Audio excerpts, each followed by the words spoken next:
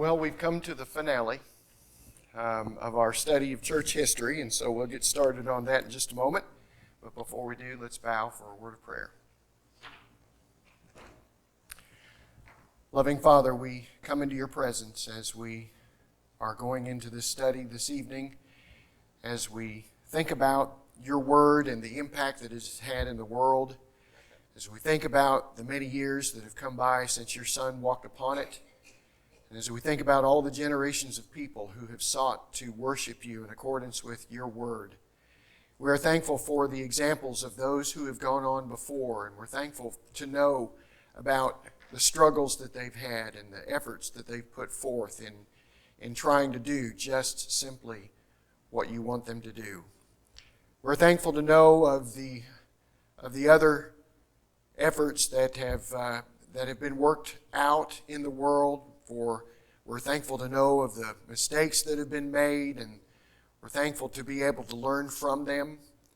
And as we finish our study this evening and we talk about the circumstance that we find ourselves in at this particular moment in history, we ask that you would help us to apply the things that we are talking about tonight to help us understand the situation that we're in and help us to understand the people that we might come in contact with and the opportunities that we have to point them in the way that you would have them to go. Bless our discussion this evening and bless our time together. In the name of Jesus we pray. Amen.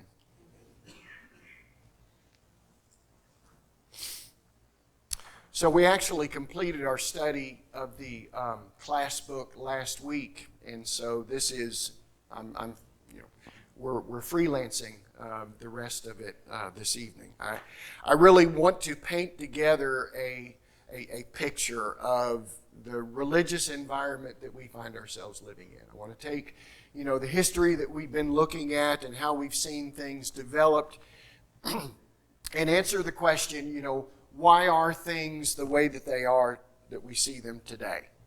And so that's what our study is about. And these are the things that I want to talk about this evening, and I'll let your eye just go down the list there. John Reynolds, when he saw this earlier this evening, he said, "There's just no way." So we've got a challenge. He's challenged me, and so we'll see how we do. But what I want to do is I want to begin talking about broad trends in religion today. And our focus is on America. It's on the United States where we live. Things are different in Europe, although not terribly different. Things are a lot different the farther you get into Eastern Europe and then eventually into Asia. And in the global South, South America and Africa, there are things that are going on down there that we don't have time to get into. But we're going to be focusing our attention on what is most relevant to us and the broad trends. And then what we're going to do is we're going to bring those trends into a discussion of what's going on in the major components of the quote Christian world. I guess I should say the religious world at large, because we're going to be talking a little bit about atheism as well, as you see here. All right. I have used this slide for the last several weeks to show the development of science and philosophy over the last millennium. I've emphasized almost every week that we see this progression taking place, less emphasis on God, more emphasis on humanity. And we talked 3 weeks ago, I believe it was, about the philosophy of scientific naturalism, methodological naturalism, scientific materialism, I guess. It's called by all sorts of things, but I think you get the idea that the philosophy is that the supernatural doesn't exist.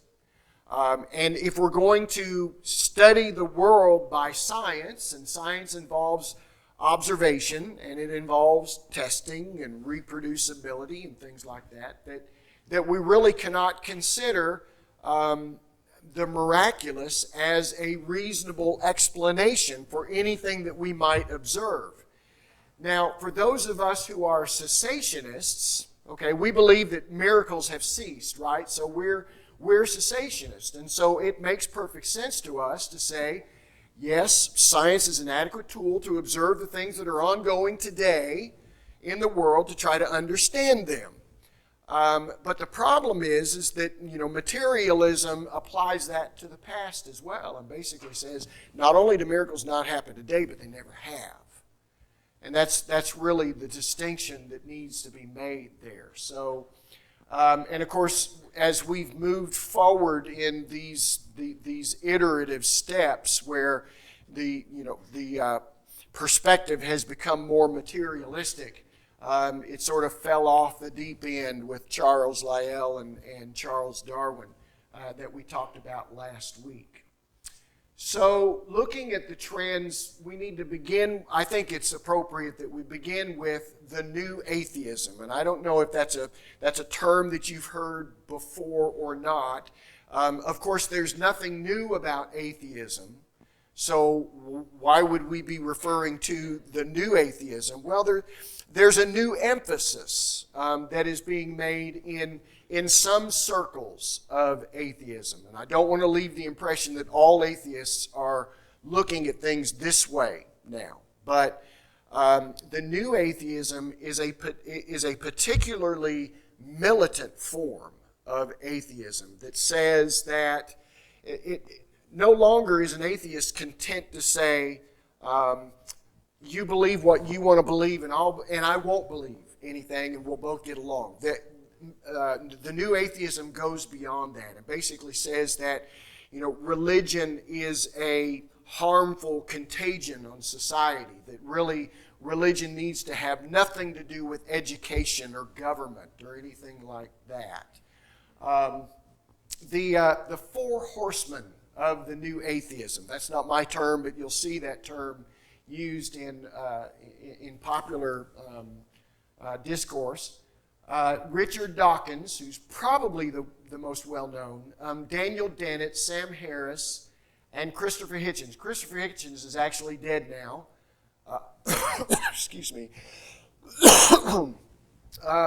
And it's interesting because Christopher has a brother, Peter Hitchens, who's actually a very strong believer in God. And to hear the two of them talk is really interesting. But Christopher Hitchens is dead now. Sam Harris is very young. He'll be around for a while. Daniel Dennett is older, and Richard Dawkins is probably in his mid-70s, if not approaching 80. And as I mentioned, so not all atheists are taking this, this militant approach. There are a lot of atheists who would consider the new atheists to be extreme. But I think it's important to point out that this is going on because you can go to a bookstore and you can go to the religious section of the bookstore and you might find The God Delusion as a book that you can pick up to read about religion in America. Actually, Richard Dawkins is from Britain, but anyway, so this is out there, and it's garnering a lot of attention. There are some that would say that that the influence of the Four Horsemen, the influence of the new atheism peaked somewhere in the late aughts, 20 aughts, the early teens maybe. And that really their influence is starting to go down a little bit. And then we can only hope that that's the case. But this is basically, the methodological naturalism philosophy gone all the way. And I can't imagine it going any farther than that. Any comments or questions about? Yes, sir. Last part of that second point, religion is harmful influence. If you leave that word religion in there, I probably wouldn't argue too much with that. If you substitute Christianity, I would argue with it. Well, I think there is a valid point. Use religion that is not Christianity. Yeah, that's true. And as we have seen in our study of church history, it has negative. There are, influences that have negatively impacted society. The history of the Roman Catholicism. We talked about some of the persecution that took place during the Reformation movement. So, yes, sir. And the hardest part is when you get to a discussion like that, you have to point out everybody, well, religious influence has a bad problem. No, it's not the religious influence. It's the fact that someone is misusing or abusing the philosophy itself as a way to justify what they're trying to achieve. And that's the biggest thing. That's the biggest issue with that argument that religion is a harmful influence on everything. The definition of the word religion is to bind again. And when you think about the idea of religion reconciling humanity to God, that's a good thing. But unfortunately, religion has gotten a bad name. And that's just kind of the reality of the world that we live in. All right, so another important religious trend for us to be aware of is New Testament textual criticism. And this goes back really to the 19th century. In Germany, a scholar by the name of Wellhausen developed this theory of how the 5 books of the law were written by at least 4 different sources, not by Moses, but instead it was compiled, centuries after Moses, and therefore the miraculous references in the Pentateuch, the 5 books, were not historical, but instead they were added as these different sources were being compiled. And so that's sort of how the miraculous were taken out of the books of the law. Around the turn of the 20th century, then, the focus was placed upon the New Testament, in particular the Gospels, because those Gospels just have so many miracles in them. And the life of Jesus, it just every time you turn around, he's performing another miracle. And if you're coming at it from the perspective that miracles don't happen, you got to do something about that. Yes? I don't want to throw too much of a wrinkle in here. No, that's fine. What we're talking about is source criticism. Okay. Textual criticism refers to the manuscripts. It's manuscripts, it focuses on the manuscripts. It doesn't focus on where the original stuff came from. Everything you're talking about would be described as source criticism. What were the original sources? So a bunch of priests got together and made up some stuff and pretended that they were Moses. Yeah. So I did conflate the two, although what the Jesus Seminar does and what Bart Ehrman does would probably fall under the heading of textual criticism. Do you think? Yes. Yeah, okay. So in the 80s and 90s, and we talked a little bit about this either last week or week before, we had this group. It started with 50 scholars, and then they brought some laymen into the process as well. And they were going to look at the text of the Gospels to determine what part of those were historical. And the way that they went about it was that they basically were going to assign 4 different classifications of reliability in terms of, the text. And they would vote with these 4 different beads how reliable they felt that, or how historical I should say, they felt that particular text was. And of course, the more miraculous the text, in more miracles, I guess, that text involved, then in their view, the less likely it was historical. And I think the Jesus Seminar has come and gone. They did their work. I don't know that they've had that much of an impact, but they were having quite an impact back in the 90s in particular. But probably one of the most influential, and again, you go to the bookstore and you go to the religion section, or you go to the Bible section, and you're going to find this scholar's work. Bart Ehrman, and he's published multiple New York Times bestsellers. This book is an example of them, Jesus Before the Gospels. Okay, so, you have the Jesus of history. And then you have the Jesus of the Gospels, and they're two different things. And his idea is that, you had the Jesus who lived and who was a first century rabbi. In his particular, from his particular perspective, he felt that Jesus had sort of an apocalyptic view of the future, that he was bringing about this apocalypse, and he did not consider himself to be the Messiah, except in sort of a human apocalyptic sense. And so he's constructed really this alternative history of Jesus' life, and he's made a lot of money out of it. Interestingly enough, Dr. Ehrman he grew up as a from a very conservative biblical background, and the thought is that his understanding of inspiration was really so fundamentalist that when he went to college and began seeing some of the textual critical problems, that really shook his faith, and that started him on a journey where he's ended up where he is now. The mainline denominations have bought into a lot of the conflict between the historical Jesus and then what they call the Jesus of faith. And it's, that's how we really don't know how to read that gospel stuff, but as long as you have, Jesus in your heart, and believe this Jesus of faith.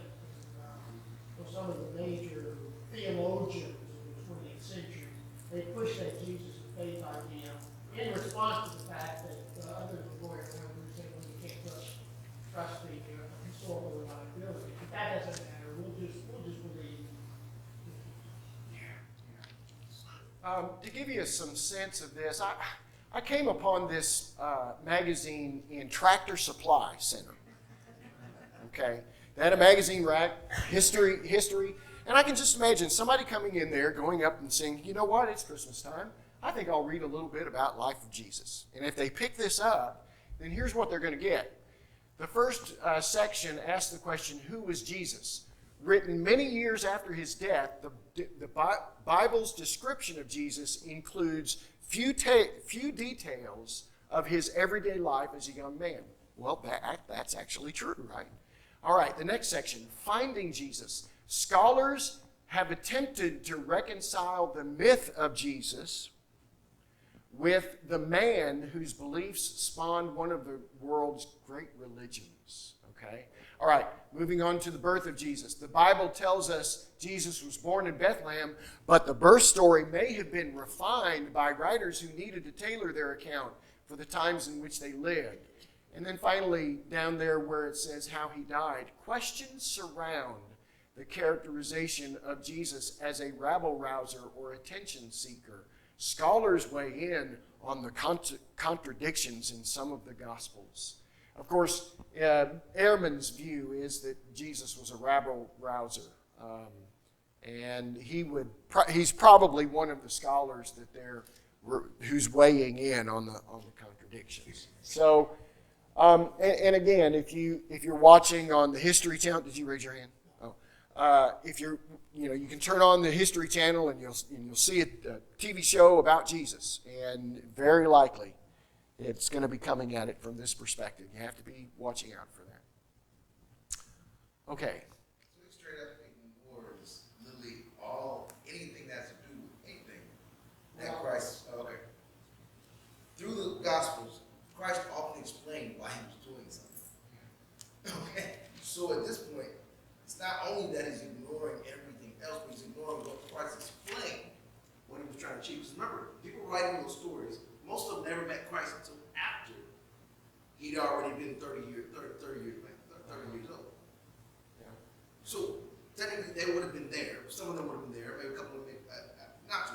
But it's important to know that he didn't just do miracles out of thin air. Right.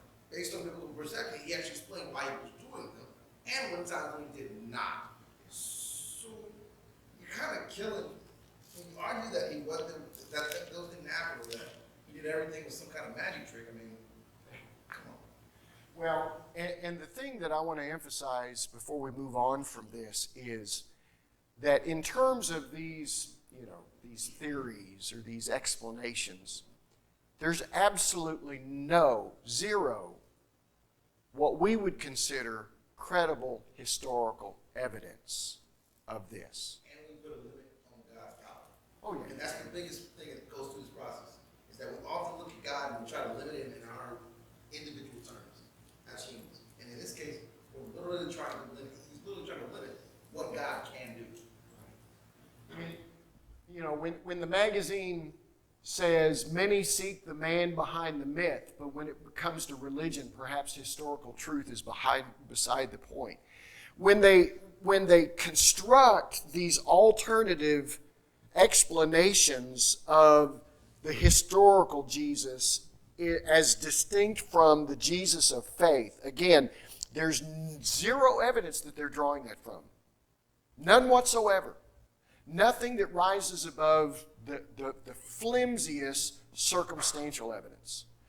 The bedrock foundation of their explanations is that miracles do not occur. We have to find some other explanation. We have to take all of the evidence, the pieces of the puzzle, we have to put them together in a way that helps us understand how all of these things could have occurred without miracles taking place. And it's an a priori assumption. There's no hard. It's not like there was somebody off to the side who was saying, Mark really didn't know what he was talking about, or things like that. Well, anyway, I'll get off my soapbox. What's interesting if you read like page 84, despite the best efforts of the Romans, Christianity persists and continues to spread. Why? Because the people who were there and saw it, they're not fooled by all of this. They know what actually happened. That's right. As Peter said, we don't follow cunningly devised fables. Yeah, very good. All right, so let's move on. Let's talk about postmodernism. Postmodernism, you might say that it's a philosophy. Some say that it's a method of discourse. It's really this, and it's hard to digest an explanation of postmodernism that would fit on a slide. Was hard to do, but I'm just going to read it because I'm not sure I can do it without reading it. Postmodernism is an approach to truth and reality that questions the practicality of rationality and objectivity and emphasizes relativism and individual perspective. Okay, so you know how we find comfort in the fact that 2 + 2 = 4, or the fact that we can go to a physician and he can look at the symptoms that we're exhibiting and come to some conclusion about what's wrong with us. And that's the way the world works, and we should be thankful that we're in that kind of world. That's not the postmodern world. Okay, if you've ever heard the phrase lived experience used, okay, so they're talking about how a person has an individual truth based upon their lived experience. That's postmodernism talking. Postmodernism applied to religion renders truth as subjective and derived from a person's lived experience. So, and I have that graphic there, that image of an actual building in Massachusetts, and that is an example of postmodern architecture. Okay, so there's postmodern literature, postmodern architecture, postmodern religion as well. And that's an example of postmodern architecture. So you see how things are just all messed up. Okay, well that's pretty much what postmodernism does to reality and rationality. It messes things up. As such, beliefs, practices, and rituals can be transformed or reinvented or invented to reflect the needs and preferences of individuals or shifting currents in society. So if people decide that they feel like they're of one gender one day and they're of another gender another day, that's their reality. And that's the postmodern. Let me call on Barry first. Well, that last point, though, for the most part, when has that never been true in the history of man? We've always taken things the way we wanted, twisted it to our, the way we wanted it to be. I think so, although what may be a little bit different about postmodernism is it's okay. In the past, when they twisted and things like that, it's because they had rationalized it. They were probably trying to do something objective or rational. But it's just completely the Wild West. I mean, how would you explain the rise of, let's say, Roman Catholicism and their beliefs on what they believe about, say, the Pope? I mean, they had to do that very thing that's mentioned in that last point. Well, point well taken. Skip and then, yeah.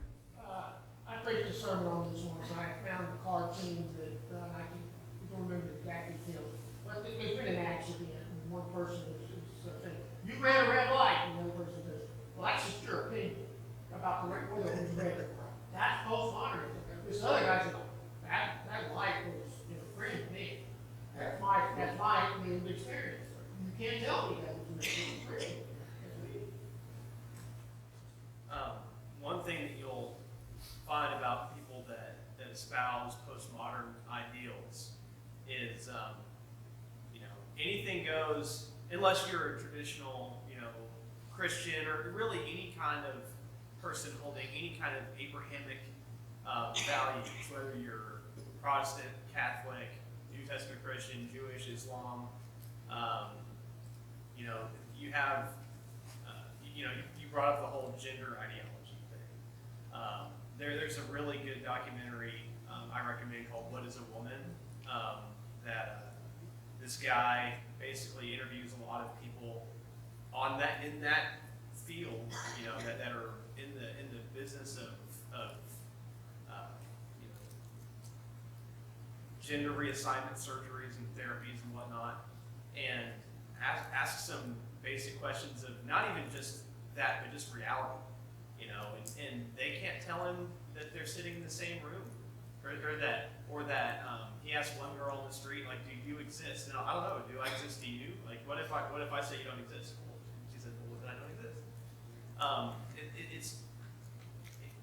It's insane on its face, but when you realize how, in a way,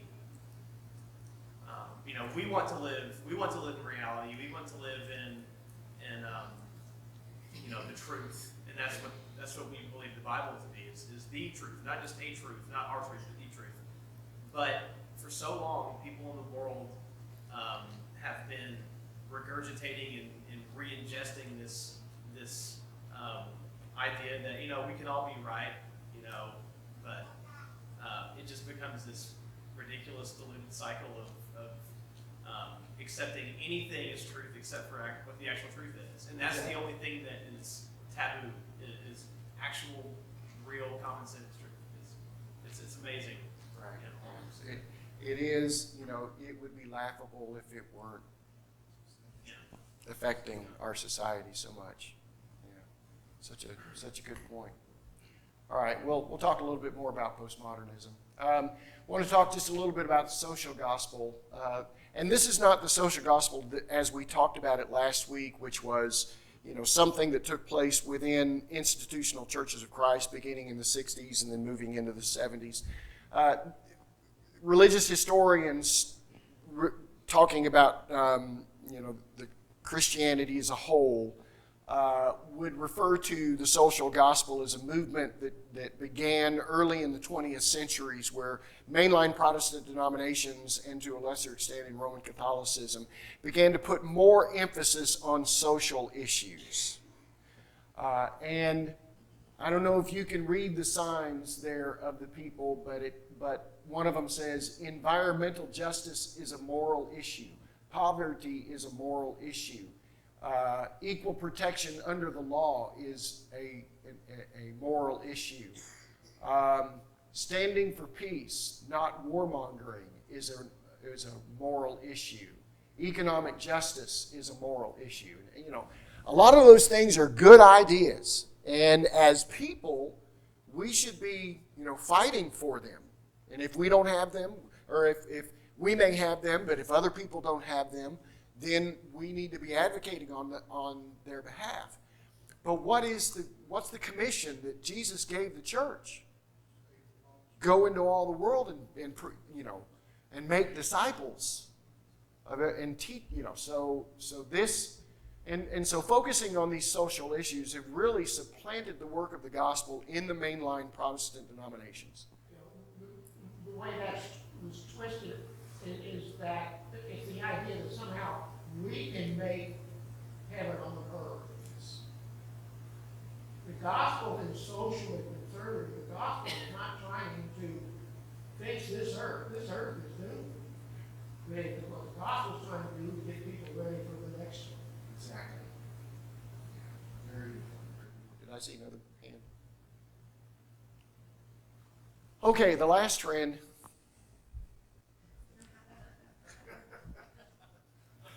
We need to talk about the rise of the nuns. So, this is a graph taken from the General Social Survey in 2018, showing the percent of the population of people who claim different religious affiliations. And so you see the red line, evangelical, you see the dark blue line, Catholic, down at the bottom, Black Protestant, Jewish, sort of down at the bottom there. But I hope you see the two lines that are intersecting. You see a light blue line going down and a light green line going up. The light blue line going down are those who claim an affiliation with one of the mainline Protestant denominations. The line that is increasing are those who claim no religious affiliation at all. And the nuns that we're talking about are those who claim no religious affiliation at all. And this is the largest segment the largest growing segment of religious affiliation in our country. More and more people are saying, no, I have no religious affiliation.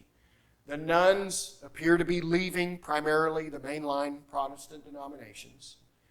Now, the graph on this slide has the trend broken down by age groups. And I was not able to find more current data on this. This is actually a Pew Research survey that was done, I guess it was probably done in 2013 because the years only go through 2012. But I'm pretty sure that this trend has held to where the younger the age group, the more that this trend is expressed. Okay, so in other words, the younger the age group, the more tendency there is for members of that age group to basically report no religious affiliation. What is interesting about this is that 2/3 say that they believe in God. Okay, so they have no religious affiliation, but they say that they believe in God. 1/3 describes themselves as spiritual, but not religious. And this kind of gets back, I think, to what you're talking about, Sonny. The religion has kind of a negative connotation, right, because of the history. I think that's exactly the people that Paul described in Timothy in 2 Timothy 3, versus those that have a form of godliness but deny the power. And I think that's exactly what you're talking about here.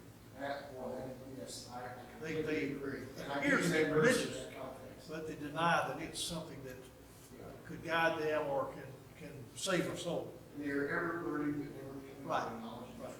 Yes, very good. Part of the problem here also is that 80% are not looking for religion. So they just are happy to continue. We'll come back to this in just a moment. So what is going on in Roman Catholicism? Well, throughout the 20th century, there has been a movement among Catholic scholars to basically follow the trend of the liberal critics, the liberal theologians. And that's not universal, okay? And there are some very good, very conservative Catholic scholars. But certainly the trend is to follow liberal Protestantism in that regard. In the mid-60s, there was a council called Vatican II. that took place where, and basically the bishops got together to answer the question, how can we make our religion more relatable? If you can just kind of imagine people coming into a Roman Catholic sanctuary, the Mass is being spoken in a word that they can't, in a language that they can't understand. The songs are being sung, in languages that nobody really knows. And so they basically said, we're going to try to make our assemblies more relatable for the laity. All right, and so that was the thrust of the Vatican II. But as time has gone on, the tendency to sort of focus more on laity issues and social issues has continued, and really, I think the main focus of the Roman Catholic Church has become very liberal. I believe it's the official position of the Vatican that the first 11 chapters of Genesis are not history. To give you an example, although there are some scholars that would argue that it is. Well, so within the last few years, there's sort of been a conservative reaction to all of this. There are people saying, no, we want you to bring back the Latin Mass. You're starting to get friendly with the abortionists and with the, homosexuals and so some are worried that a division might be about to take place in Roman Catholicism. Somewhat similar if you're familiar with what's going on in the Methodist Church now. They're different. The Episcopal Church as well. Yeah. I think the main reason that's going to happen, and I think that's probably what was occurring, is they were starting to lose members. Yes. And when you're losing members, you start trying to do anything and everything you can to gain new members. Right. And one of those things, unfortunately, is picking up the cultural things, which the Catholic Church has done for quite a long time anyway. Unfortunately, I think maybe they're realizing now that they've thrown good money after bad because of what's going on in the mainline Protestant denominations. Notice the picture there, empty pews. Okay, I'm sending a message with that picture. The mainline Protestants are losing people left and right.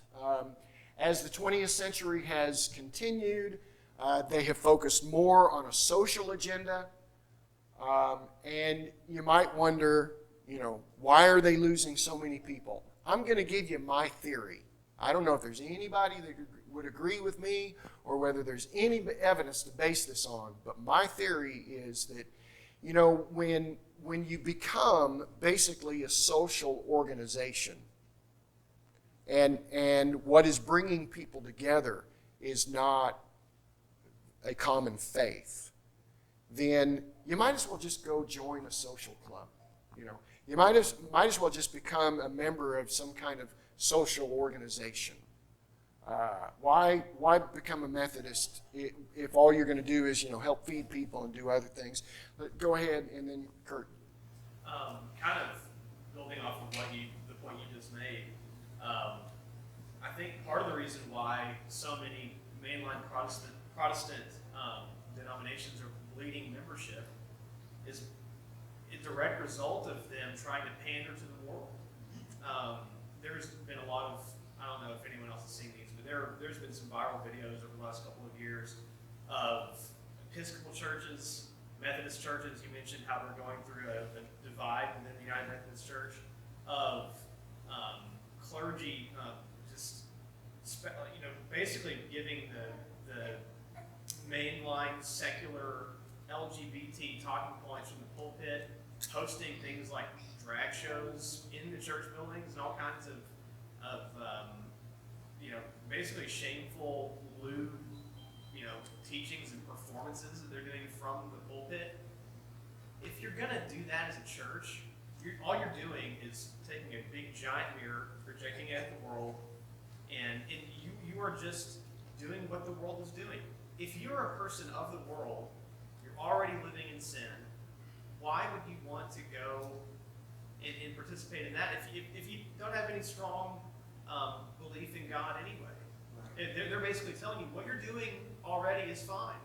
You don't need to change. I think that obviously we need to be concerned with preaching the truth, speaking the truth in love, but also not. We don't need to be afraid of what the Bible says. We need to own it and honor it. And I think that will ultimately be to our benefit, to the church's benefit, and to the benefit of people that are looking for salvation, looking for truth, not looking for mealy-mouthed words of comfort from people that all they care about is warm bodies in the pew, collected money for the collections so they can buy their yachts and whatnot. I think it says there over the last 50 years, one of the main reasons these Protestant denominations are seeing the decrease is going to be a combination of laziness and distractions. Distractions have drastically increased. But when all these denominations preach the doctrines of faith only and once saved, always saved, what's the point? I mean, why show up at all? Sure, that's all you got to do to be heaven. I think that they're reading what they've said. Absolutely. Let me pass very quickly through evangelical Christianity. I think, and this explains, the faith Bible churches and agape churches that are out there, and it's so people have left the mainline denominations and have started these. Some of the evangelical groups do form themselves into denominations. Many of them would consider themselves to be non-denominational. And so that's why, you'll have maybe a large church with different campuses and things like that, but they're not a denomination per se. And you see the image there, the emphasis on music and things of that nature. I want to just mention very briefly progressive Christianity. I don't know how large of an influence this is, but if you can just kind of imagine that a postmodern version of Christianity, that's what progressive Christianity. But what I want to do before we run out of time is talk about what I believe to be the most dangerous threat to truth in our age. And it's called moralistic therapeutic deism. And you're thinking, oh no, not that. Maybe you've not heard of that before, but it actually is a term that was used in a book that was published in 2005 called Soul Searching, describing the faith of the American teenager, or something like that. And basically, the major tenets: a God exists who creates the world and watches over it. God wants good people to be good, nice and fair to each other. The primary goal of life is to be happy and to feel good about yourself. God doesn't need to be involved in a person's life unless it's to solve a problem for them. And then good people will go to heaven when they die. And there's no need to, be involved in church. There's no need to really try to understand what God's specific will, but God's will is that you be happy and that you just be nice to people. And I don't know about you, but this describes so many young people that I know today. Exactly. And this bleeds into all the other categories we went through earlier. Like, so I just got out of the Army. Like, all the time when I would go and, just talk to someone new, at my job or whatever, I'll ask them, they'll ask if I did over the week. It's like, oh, I went to church. And they'd be like, oh, that's, good for you, man. It's like, I don't really feel like I need to do that. I feel like, God already takes care of me and all that stuff. But they claim to be a Christian. And they'll tell me, it's like, oh, I was raised Baptist, or, I was raised Catholic, or whatever. I agree with you 100%. This is, the one thing that's, It also ties into Stoicism, which you often hear a lot about people when they go through that process. Well, Stoicism goes to the same direction. They'll tell you, where do you get your moral obligation from? Where do you get your good and bad from? Those types of things. It is a works-based philosophy to a certain extent, but it's just so, it's so subjective. It's it's so undemanding. If I have I have a whole sermon on this that if I have an opportunity, maybe I'll present it someday. Anybody? Yes, sir. Make sure you don't get through the lesson so I can be right. So I think I'm done. So go ahead. So I really had a question. Back to the group that was together to dispute and kind of find the flaws in the New Testament. Oh, yeah. Way back. I've been holding on to this. How did they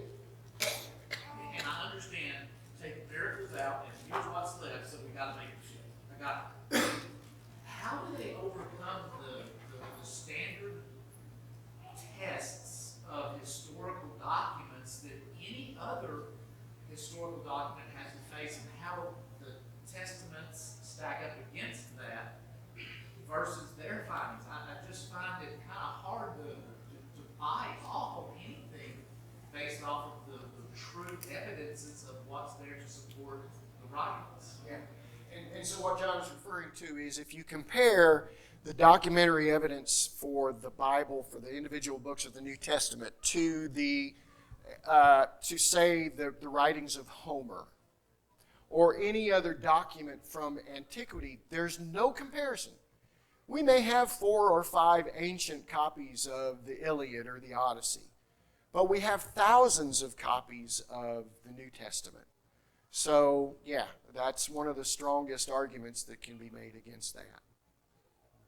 Yes, Barry. Quick, your slide about a lot of people in Catholic world want to go back to the Latin Mass. I don't know if you've seen the billboards around town. I don't know what particular denomination is promoting, but they talk about what they do, and one of the things, King James Bible only. So really, that's the answer to everything. Let's get back strictly to the King James. It's interesting to have a conversation with those people. I've had, yes, sir. But the most dangerous threat to the truth today, I believe, in the church is the failure to study how authority is established and for Christians to understand the need to follow that authority. There was a meeting back in the 1980s by several leading institutional brethren with several, I don't like to use the word conservative, but those that felt institutionalism was wrong over in Nashville, Tennessee. And the reason the meeting took place was because in those institutional congregations, young people saw the natural progression of what those brethren had taught for years and years and where it went. But those brethren did not want to go to that end, and they were seeking help from conservative brethren on how to stop that progression away from the truth. And the reason that it went that way was because they failed to follow scriptural authority. And they didn't want to come back to what was truth, but they didn't want to go where it naturally led to. Well, thank you so much for your kind attention tonight and for your participation in the class. I thoroughly enjoyed going through this. I appreciate all the good feedback that we've had, and I hope that it's been beneficial.